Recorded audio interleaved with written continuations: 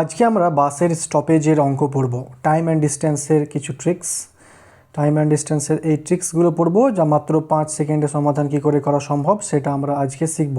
তো চলুন আজকের প্রথম অঙ্ক শুরু করা যাক। প্রথম অঙ্ক বলছে যে স্টপেজ বাদে গতিবেগ 54 কিলোমিটার পার ঘন্টা। স্টপেজ বাদে অর্থাৎ ধরুন এটা এ একটা স্টপেজ আর একটা স্টপেজ হচ্ছে বি, দুটো স্টপেজ। এই এ স্টপেজ থেকে বি স্টপেজ পর্যন্ত না থেমে ডাইরেক্ট যদি চলে যায় তাহলে গতিবেগ হচ্ছে 54 কিমি পার ঘন্টা। আর ওই স্টপেজ এ থেকে স্টপেজ বি পর্যন্ত যদি থেমে থেমে যায়, তাহলে স্টপেজ ধরে ধরে যায় থেমে থেমে থেমে, তাহলে গতিবেগ হচ্ছে 45 কিমি পার ঘন্টা। এবার বলছে বাসটি প্রতি ঘন্টায় কত মিনিট স্টপেজে থেমেছিল। প্রতি ঘন্টায় কত মিনিট করে থেমেছিল সেটা আমাদেরকে বার করতে হবে। এটা 5 সেকেন্ড, মাত্র 5 সেকেন্ডে কী করে বার করব আজকে আমরা শিখব। তো চলুন শুরু করা যাক। সূত্রটা আপনারা এখানে দেখে নিন। সূত্রটা হচ্ছে যে পার্থক্য বাই প্রকৃত গতিবেগ ইন্টু 60 মিনিট, এটা হচ্ছে সূত্র। তাহলে পার্থক্য মানে কি? পার্থক্য মানে হচ্ছে যে গতিবেগের পার্থক্য। তাহলে 54 থেকে 45 বাদ দিন, কত হচ্ছে? 9 কিমি। আর প্রকৃত গতিবেগ হচ্ছে 54 কিমি পার ঘন্টা। এটাকে 60 দিয়ে গুণ করব মিনিট করার জন্য, 60 মিনিট করার জন্য। এবার যদি কাটাকাটি করা হয় তাহলে 6 9 54 আর এটা 6 10 60, আমাদের অ্যান্সার চলে এলো 10। 10 is the correct answer. 10, option C is the correct answer. এটা মাত্র মিনিমাম 5 সেকেন্ড। আপনি আরও কম সময় লাগাতে পারেন, আপনি যদি প্র্যাকটিস করেন আরও কম সময় লাগবে। তো নেক্সট অঙ্ক, তো চলুন দেখা যাক। বলছে যে স্টপেজ বাদে গতিবেগ 60 কিমি পার ঘন্টা। তাহলে স্টপেজ যদি না ধরে ডাইরেক্ট যায় তাহলে 60 কিমি পার ঘন্টা, আর স্টপেজ ধরে ধরে যদি যায় তাহলে গতিবেগ কত? গতিবেগ হচ্ছে 48 কিমি পার ঘন্টা। তাহলে সূত্র হচ্ছে কি? পার্থক্য। তাহলে 60 থেকে 48 বাদ দিন, 60 থেকে 48 বাদ দিলে আমরা কত পাবো? 12। আর অ্যাকচুয়াল স্পিড বা প্রকৃত গতিবেগ কত? 60। আর এটাকে ঘন্টা থেকে মিনিটে করতে হবে, যেহেতু মিনিটে উত্তর দেওয়া আছে তাই জন্য 60 দিয়ে গুণ করব, 60 মিনিট। তাহলে কাটাকাটি করুন, অ্যান্সার হচ্ছে আমাদের 12 মিনিট। 3 সেকেন্ডে উত্তর, 3 সেকেন্ডে অ্যান্সার চলে আসবে। Option B is the correct answer. পরের অঙ্ক করা যাক। পরের অঙ্ক বলছে যে প্রকৃত গতিবেগ যদি 60 কিমি পার ঘন্টা হয়, প্রকৃত গতিবেগ অর্থাৎ যদি কোনো স্টপেজ না ধরে ডাইরেক্ট চলে যায় তাহলে 60 কিমি পার ঘন্টা স্পিডে চলে। আর যদি স্টপেজ সহ থামতে থামতে যায় তাহলে কত লাগবে? স্টপেজ সহ থামতে থামতে, মানে একটা স্টপেজ, দুটো স্টপেজ, 3টে 4টে এরকম করে থামতে থামতে গেলে 50 কিমি পার ঘন্টা স্পিড। তাই প্রতিটা স্টপেজে যদি মাত্র 2 মিনিট করে থামে তাহলে কতবার স্টপেজে থেমেছিল, এটা হচ্ছে অঙ্ক। তাহলে মোট স্টপেজের সময় কত সেটা আমাকে বার করব। আমাদের সূত্র আমরা আগেই জেনেছি যে পার্থক্য মানে 60 স্পিড থেকে 50 স্পিড বাদ দিলে আমরা পাবো 10। তাহলে 10 থেকে অ্যাকচুয়াল স্পিড কত? অ্যাকচুয়াল স্পিড হচ্ছে 60 ইন্টু 60 মিনিট দিয়ে গুণ করব আমরা। তাহলে কাটলে পরে আমরা পাবো কত? 10 মিনিট, অর্থাৎ 10 মিনিট স্টপেজে দাঁড়াতে সময় ব্যয় করেছে। আর প্রতি স্টপেজে 2 মিনিট করে দাঁড়ায়। একটা স্টপেজে 2 মিনিট, অন্য স্টপেজে আরও 2 মিনিট, এরকম করতে করতে টোটাল 10 মিনিট থেমেছে। তাহলে কটা স্টপেজ? 2 দিয়ে ভাগ করে দেবো, তাহলে কত? 5টি স্টপেজ। অ্যান্সার হবে আমাদের 5 বার। Option B is the correct answer. Next অঙ্ক, গতিবেগ 80 কিমি পার ঘন্টা। যদি স্টপেজে না থামে তাহলে গতিবেগ কত? ডাইরেক্ট 80 কিলোমিটার পার ঘন্টাতে যাবে। আর স্টপেজ সহ যদি থামতে থামতে যায় তাহলে গতিবেগ 60 কিমি পার ঘন্টা। আর প্রতি স্টপেজে দাঁড়ায় 1 মিনিট করে, মানে একটা স্টপেজে 1 মিনিট, পরের স্টপেজে আরও 1 মিনিট, তারপরের স্টপেজে আরও 1 মিনিট, এরকম করে দাঁড়ায়। তাহলে বাসটি কতবার স্টপেজে দাঁড়িয়েছিল? তাহলে মোট কত মিনিট স্টপেজে দাঁড়াতে ব্যয় করেছে কী করে বার করব?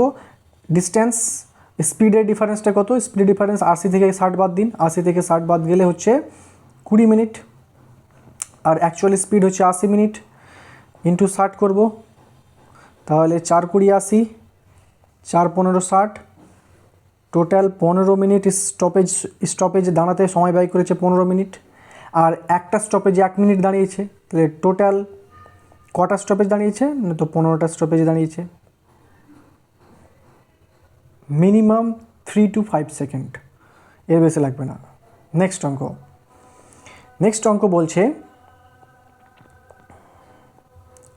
যে বাসের অ্যাকচুয়াল স্পিড হচ্ছে 40 কিমি/ঘন্টা। যদি ও কোনো স্টপেজে না থামে, ডাইরেক্ট স্টপেজ এখান থেকে একদম গন্তব্যস্থলে চলে আসে ডাইরেক্ট, তাহলে এ স্টপেজ থেকে বি স্টপেজ পর্যন্ত ডাইরেক্ট চলে আসে, তাহলে স্পিড হচ্ছে 40 কিমি/আওয়ার, 40 কিমি/ঘন্টা। আর যদি গন্তব্যস্থলের দূরত্ব হচ্ছে 24 কিমি।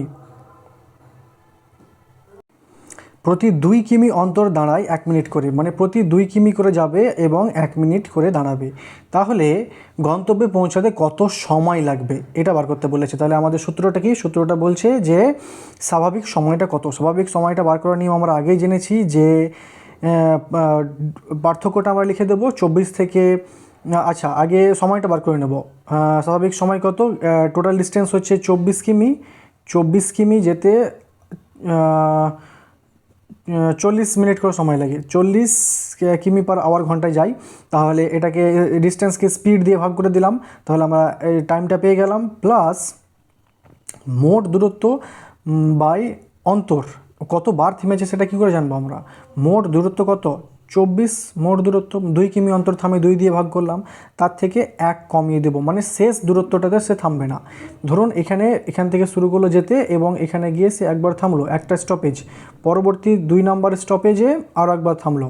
তাহলে মোট স্টপেজ কটা? 1, 2, 3টে স্টপেজে থামছে 2বার, 4টে স্টপেজে থামবে 3বার। যটা স্টপেজ তার থেকে 1 কম। তাহলে এবং স্টপেজের সময় 1 মিনিট করে সময় ব্যয় করেছে, তাহলে এটা অ্যান্সার আসবে। যেহেতু এটা মিনিটে উত্তর দেওয়া আছে সবগুলো, তাই জন্য আমরা স্বাভাবিক সময়টাকে মিনিটে করে নেবো, তাই জন্য 60 দিয়ে গুণ করে দিলাম।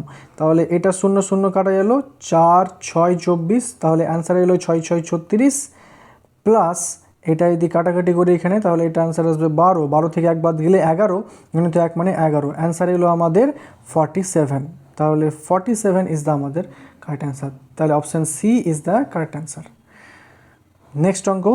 নেক্সট অঙ্কটা বলছে যে গতিবেগ 100 কিমি/ঘন্টা। গতিবেগ, একটা বাসের গতিবেগ চলছে 100 কিমি/ঘন্টা গতিবেগে, এবং মোট দূরত্ব অতিক্রম করতে হবে তাকে 600 কিমি। 600 কিমি সে যাবে। প্রতি 75 কিমি যাওয়ার পর সে 3 মিনিট করে থামে। তাহলে যেতে মোট কত সময় লাগবে? তাহলে আমাদের সূত্র হচ্ছে মোট যে ডিস্টেন্স 600 কিলোমিটার, সেটাকে আমরা স্পিড দিয়ে ভাগ করে দেবো, তাহলে টাইমটা পেয়ে যাব। তাহলে 6 আওয়ার, 6 ঘন্টা পেয়ে গেলাম। তাহলে মোট 6 ঘন্টা দাঁড়িয়েছে। এবার কতবার থেমেছে কতবার? তাহলে মোট যতটা দূরত্ব, যতবার করে থামে, 75 কিমিতে একবার, তাহলে 600 কিমিতে কতবার? তার থেকে 1 কমিয়ে দেবো, যেটা হলো কত মিনিট করে সময় লাগছে? 3 মিনিট করে। তাহলে এটা আমরা পাবো 21। তাহলে দুটোকে আমরা যোগ করলে পাবো 6 ঘন্টা 21 minute is the correct answer. B is the correct answer. Next অঙ্ক, এটা হোমওয়ার্ক থাকবে বাড়িতে।